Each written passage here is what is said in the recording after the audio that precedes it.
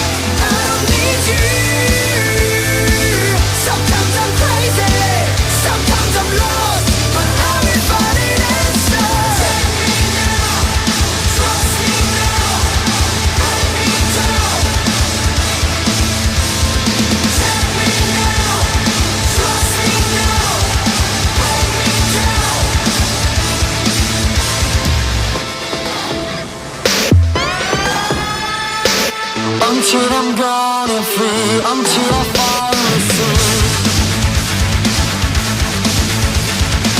느껴지고 있어 멀지않 다른 걸 Tell me where to go 내 몸을 움직여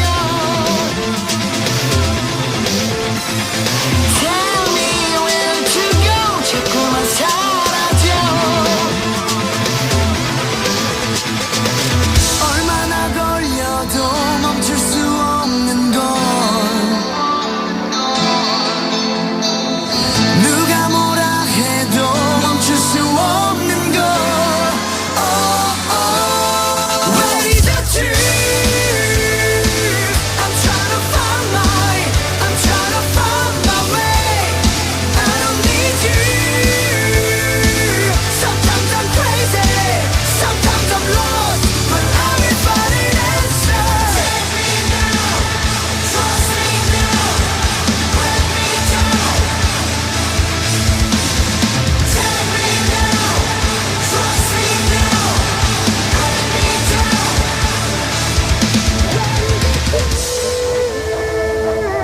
trying to find I'm trying to find my way I don't need you Sometimes I'm crazy Sometimes I'm lost But I will find it Where is the truth?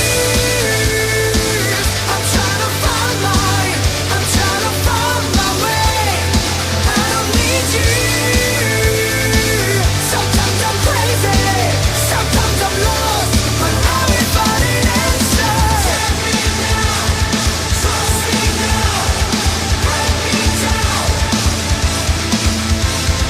Take me now Trust me now Let me down I will find an answer Take me now Trust me now Let me down Take me now Vous êtes bien sur Radio U, c'est le C'est vous qui dites. Et voilà, on vient entendre de la K-pop. Moi, j'ai pas les titres, j'ai pas les artistes sur les yeux, donc vous allez pouvoir nous renseigner tout à l'heure. Ce soir, on parle culture coréenne, en compagnie de Céline Lecoq et Léna Favé. Bonsoir. Bonsoir. Bonsoir. Comment allez-vous? Très bien. Très bien. Qu'est-ce qu'on vient d'écouter? Alors là, c'était FT Island, donc le titre s'appelle Take Me Now. Donc c'est une chanson qui parle d'agence coréenne en fait, de comment le groupe est en conflit avec l'agence et comment ils essaient de trouver leur voix musicale en fait. Donc ça s'appelle de la K-rock. Ah, donc on va pas parler que de K-pop. Voilà, Ok, il y la a plein K-pop de est petits- vaste et là, ça fait partie de la K-pop, donc c'est du K-rock. Il faut savoir que ce soir, on va essayer de briser un maximum de clichés. Voilà, moi, j'ai passé mon après-midi à essayer de trouver des clichés en regardant des articles de gens qui n'aimaient pas ça, tout ça, et comme ça, on va pouvoir discuter de ça. Vous êtes membre de l'association Care Coréenne, vous organisez des événements pour promouvoir la culture sud-coréenne en Bretagne. Et ce soir, vous venez de parler sur les ondes de Radio U pour inviter nos auditeurs à venir à un événement qui a lieu la semaine prochaine, dimanche de la semaine prochaine, si je ne me trompe pas. Mais ça, on en parlera tout à l'heure. On va commencer par faire connaissance, si vous le voulez bien. Quels sont vos rôles au sein de l'association Care Coréenne déjà ? Alors, moi, je suis la présidente de l'association, donc depuis sa création en 2014. Voilà, et donc moi en fait je viens d'être élue cette année en tant que vice-présidente de l'association. Ok. Je vous l'ai déjà dit dans nos échanges de mails, je m'y connais pas grand chose à la K-pop et même du coup à la K-rock et à tous les K-musicals possibles. On va essayer de s'ouvrir, du moins on va s'ouvrir même. Et je pense ne pas être le seul sur cette radio. Je pense que même Simon qui est à côté de moi c'est pareil, ou du moins j'espère. Pouvez-vous nous expliquer ce qu'est déjà la K-pop, la K-rock, tout ça ? Alors, c'est assez vaste parce que ça regroupe beaucoup de domaines depuis plus d'une vingtaine d'années en fait. Donc ça a commencé officiellement la K-pop en 1992. Donc à l'époque où nous on avait les No Boys Band, eux ils en avaient aussi. Et donc ça va de la musique pop comme on peut entendre habituellement, donc ce qu'on va entendre aussi un peu plus tard, à du rock, à du hip-hop, à une grande diversité. Donc si les notes tu vas enchaîner. Et voilà, après, donc c'est très vaste. Depuis 92, ça ne s'est pas arrêté. Ok. Et on rajoute juste, pour tous les styles de musique coréen, on rajoute K devant quand on parle à l'international, ou même eux là-bas, ils utilisent... Eux oui. aussi utilisent le mot de K-pop, K-hip-hop, K-rock, Ok. Et K-indie. pourquoi la pop coréenne, le rock coréen, tout ça, a une appellation différente des autres pop ? Ah non, on va dire des fois la US pop, pour parler de Beyoncé Ok. ou de Justin Timberlake, comme on va dire la C-pop, la China pop ou la J-pop, que vous connaissez peut-être un peu plus Eh ben, je tous les savais même pas auditeurs. qu'on disait ça. Donc, on dit la J-pop ou la J-rock. Ok. Et pourquoi tu veux... Attends, Simon, tu veux dire quelque chose ? Excuse-moi, je t'active le micro. Je connais un petit peu le J-rock, j'en ai écouté un petit peu. Il y a notamment Miyavi, il me semble, qui est un excellent guitariste. Ok. C'est ça. Tu seras mon chroniqueur musical maintenant. Tu vas devoir faire la route entre Le Fou et Brest tous les soirs. Formidable. Pourquoi avoir monté une association de culture coréenne à Brest ? Est-ce que c'est parti d'un constat précis ? En fait, il existe un groupe sur Facebook qui s'appelle K-pop Team Bretagne, donc qui regroupait beaucoup de Bretons qui aimaient la K-pop. Et avec quelques personnes présentes sur le groupe, on s'est dit on veut faire quelque chose de plus officiel, de plus grand. Donc on a décidé de monter une association avec quelques amis et au fur et à mesure on a grandi nos activités. Donc tout est né de Facebook. Est-ce que vous avez des membres qui apprécient et qui valorisent du coup la culture coréenne sans forcément aimer la musique, la K-pop, la K-rock, mais juste valoriser, je sais pas, les sports, la culture en général, la cuisine, tout ça ? Alors sur le blog, on peut écrire des articles qui ne sont pas en rapport avec la K-pop parce que certaines personnes se sont plus renseignées sur tout ce qui est cosmétique coréen, tout ce qui est nourriture coréenne. Après, au sein de l'association, beaucoup sont venus d'abord par la K-pop et s'ouvrent après. Tandis que moi ça a été l'inverse. Ok. En fait moi j'ai commencé tout d'abord parce que depuis toute petite en fait j'ai fait du judo. Voilà. Et, Bon, on est deux, très bien. et donc du coup moi j'ai commencé par tout ce qui était univers japonais tout ça et en fait c'est que plus tard que j'ai découvert la K-pop. Et donc l'association du coup a ouvert ses cours en l'année dernière. Les cours de danse sont ouverts en 2016. Voilà, 2016. Et donc, j'ai vu ça, en fait, à la fac. Et j'ai décidé de m'y présenter. Et du coup, voilà. Et est-ce que vous pensez que c'est un style de musique qui mérite plus d'exposition en France, ou c'est pas plus mal qu'il soit un peu mis dans l'ombre pour éviter l'abondance de clichés qu'on va parler justement après la pause musicale ? Je pense que, justement, en fait, on n'en parle pas assez. Parce qu'au final, c'est un peu comme en Amérique. C'est-à-dire qu'on va retrouver du rock, du rap, de la pop. Et c'est tout aussi enrichissant, en fait, que ce qu'on peut avoir ici aussi, quoi. C'est juste une différence de langue en fait. Au lieu de chanter en anglais, les groupes vont chanter en coréen. Comme il y a eu la période où les groupes allemands comme Tokyo Hotel marchaient, que c'était en allemand, pourquoi pas un jour la K-pop et la langue coréenne marcheront en France en fait. Ça marche. On va faire une pause musicale. Qu'est-ce qu'on écoute là ? Là, il me reste 2 titres. J'ai DNA et j'ai No Love. Est-ce que vous avez une préférence peut-être ? On va peut-être repartir dans DNA pour mettre de la vraie K-pop, le cliché de base en fait de ce que ça peut être. Ok, c'est parti, on écoute ça, on revient juste après.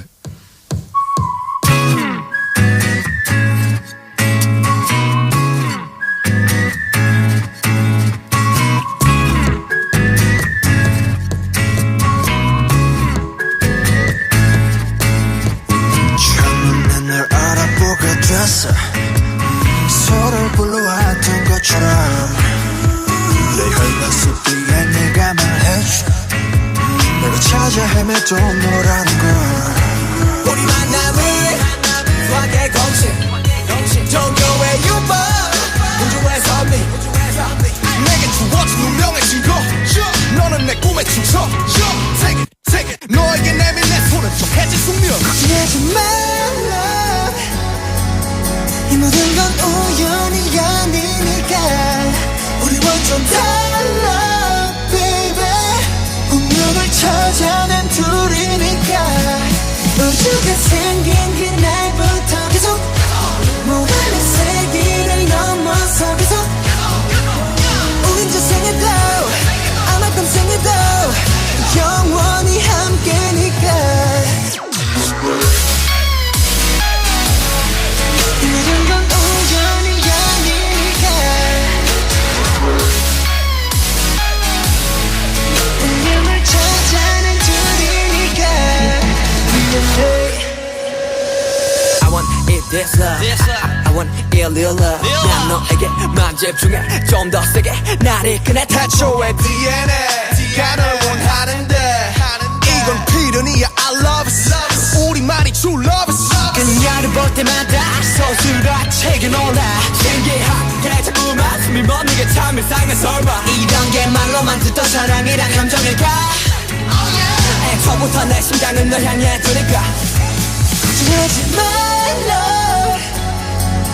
이 모든 건 우연이 아니니까 우리 완전 달라 baby 운명을 찾아낸 둘이니까 우주가 생긴 그날부터 계속 모험의 세계를 넘어서 계속 우리 전생에도 아마 평생에도 영원히 함께니까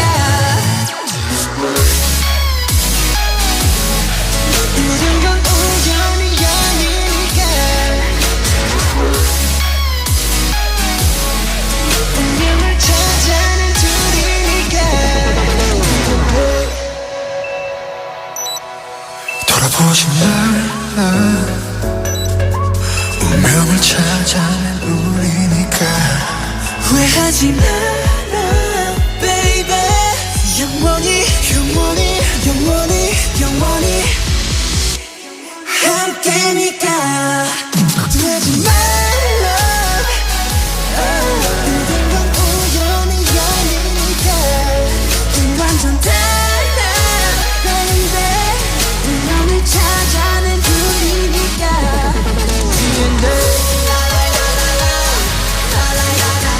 우연이 아니니까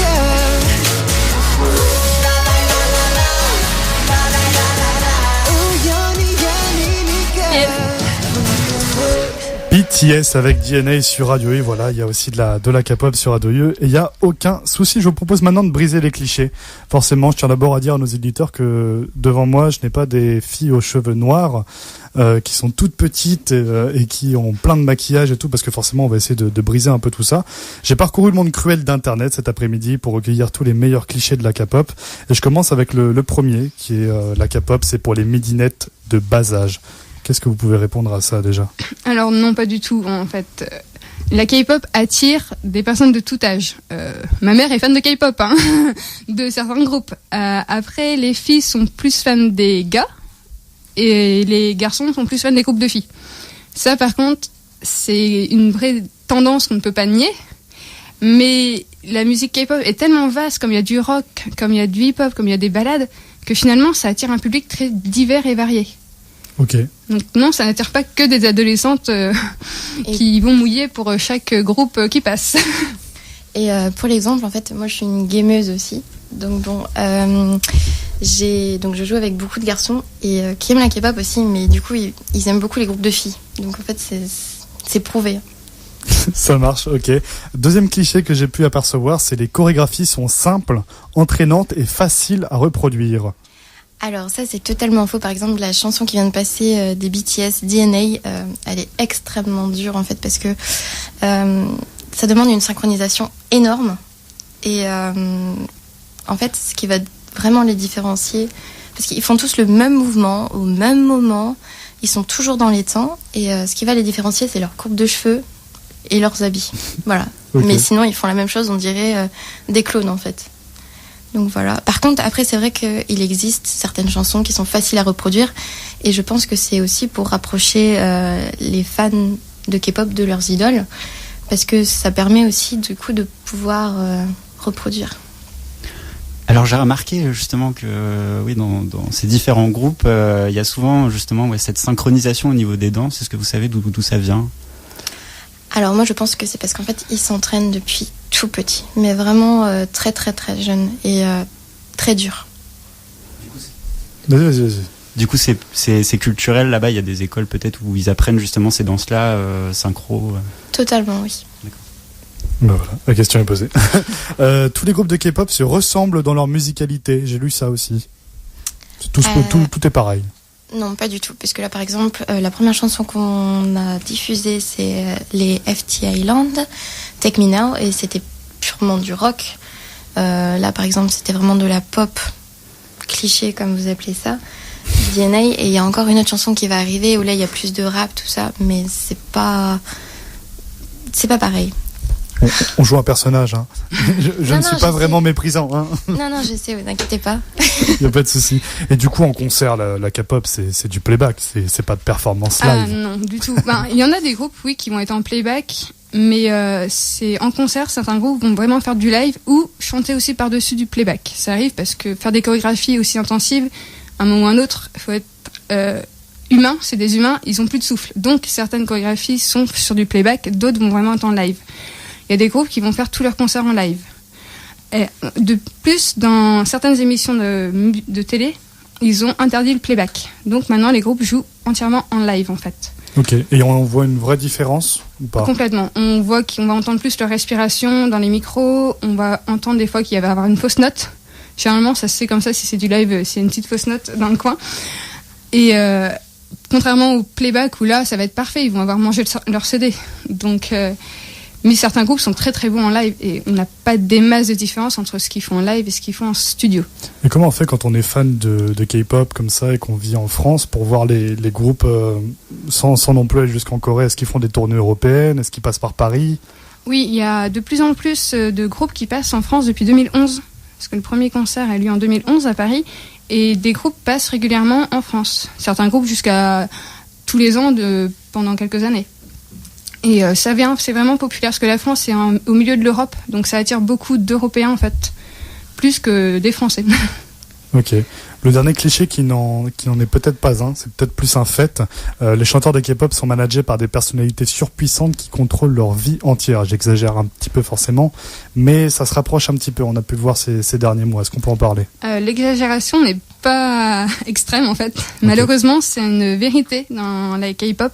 C'est un milieu extrêmement dur, extrêmement sombre. Une fois que les lumières sont éteintes, le monde est cruel de la K-pop. Les idoles peuvent dormir des fois 1 à 3 heures par nuit en période de promotion de musique. Ils en ont un peu du temps très chargé. Ils ont les performances télé à faire, les fansignes, de rencontrer les fans pour leur signer des CD. Ils ont aussi les entraînements. Certains vont à l'école, donc ils ont aussi leurs cours.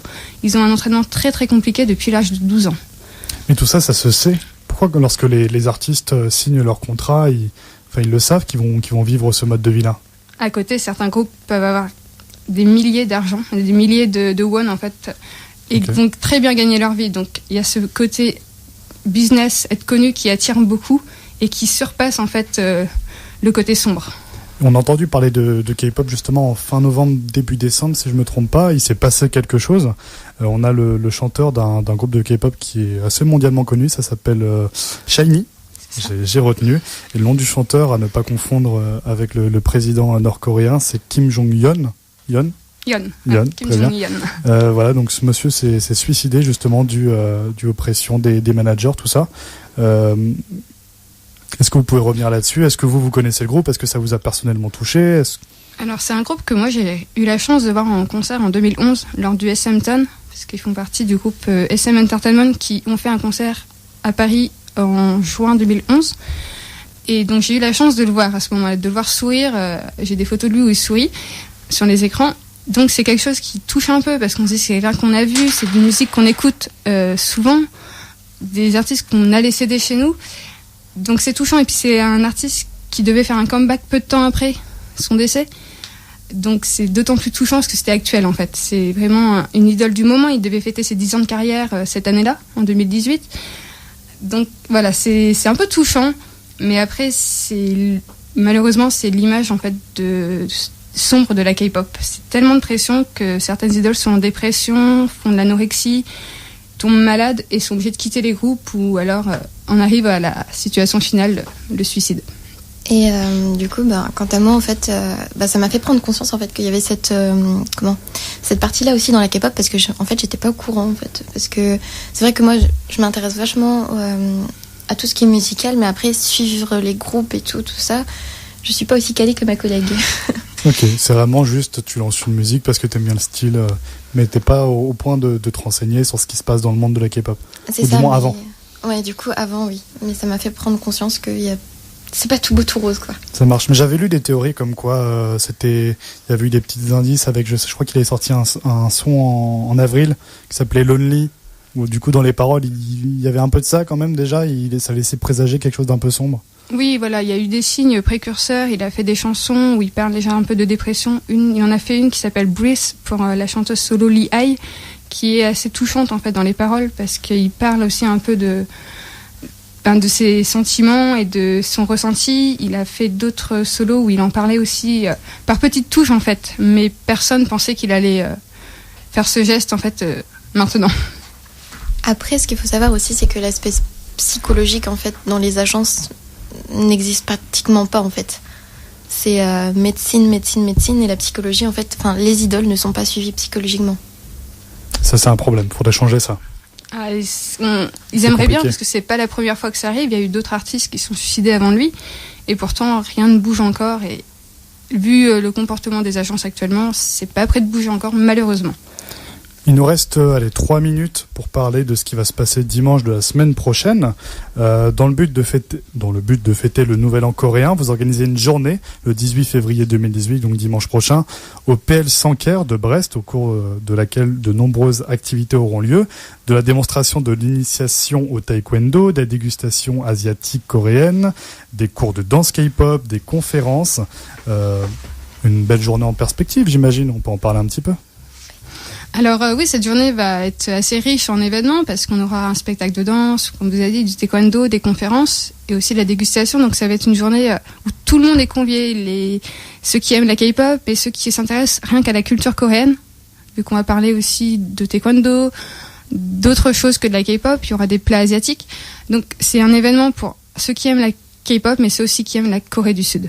Et c'est ça qui est important à dire. Ça marche. Le prix du billet, c'est fixé à 15 €. Ça comprend l'entrée, la dégustation, toutes les activités.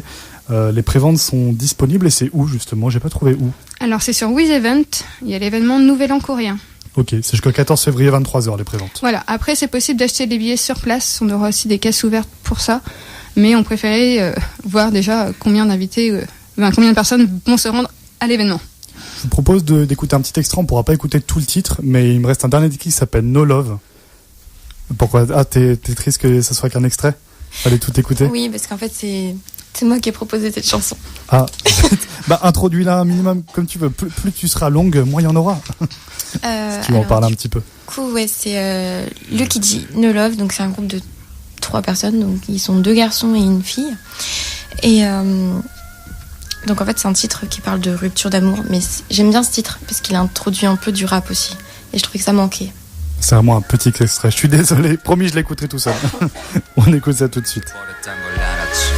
네 눈빛이 말해주던 차츰 Oh damn 내 말은 네 맘이라고 노트를 펼쳐 한 글자 한 글자 빗물처럼 찍어 내려가던 이름 하나 묻자 최선을 다하긴 했어 대답이 없는 의문사 슬픈 표정으로 기억에 불을 붙인다 기억을 되돌려봐도 변하는 건 하나 없고 이 사진 속에 난 홀로 웃고 있지만 사탕 말린 그런 얘기 환하게 웃던 얼굴 지워버릴래 전부 찢어버릴래 yeah. No love 아무 감정 없이 보내줄게 네 모든 걸 다 채워줄게 어렵단 걸 알지만 더 이상은 안 돼